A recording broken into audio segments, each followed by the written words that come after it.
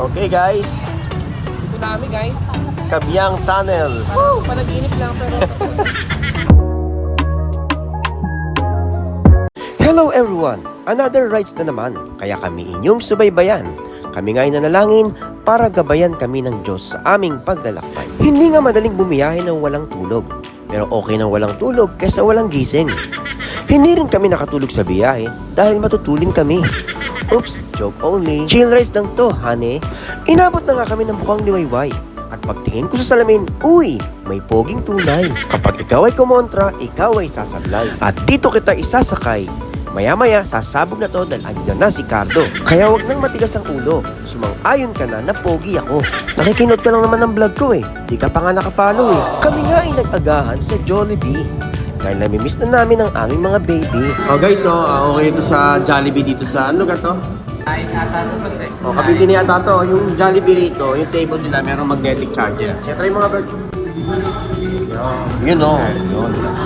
Lord, maraming salamat po sa pagkain na ito at sana ito yung magsisilbing lakas sa... Ito kami sa bandang Cavite. Asa na yung mga nag-aya? Asa na kayo? Yung mga nag-aya. Alright, let's go. Oh, si Denmark at si RB, 150cc. Iyari ka talaga kay Wowie. At si Jimboy, sobrang happy. Wala kasi si Lala sa kanyang tabi.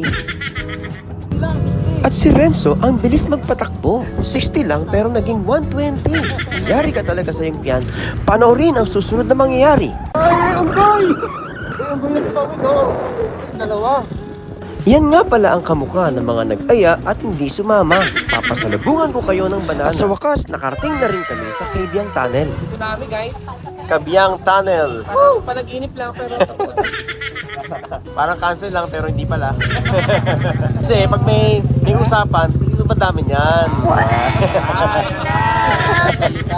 Import tayo swimming muna. marami Tapos diretso tayo na for mga Tagaytay na. Ganda ng Yan. plan. Doon, sarap ng plano talaga, oh. Kaya yung mga kasama talaga, Tapos mag-beach kami, grabe. Tapos island hopping, magbabangka, na naka-tricycle. Wala.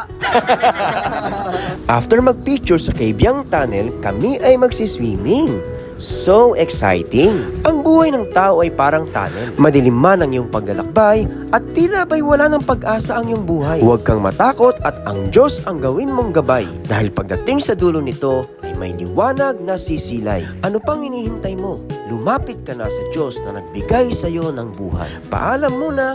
Bye-bye!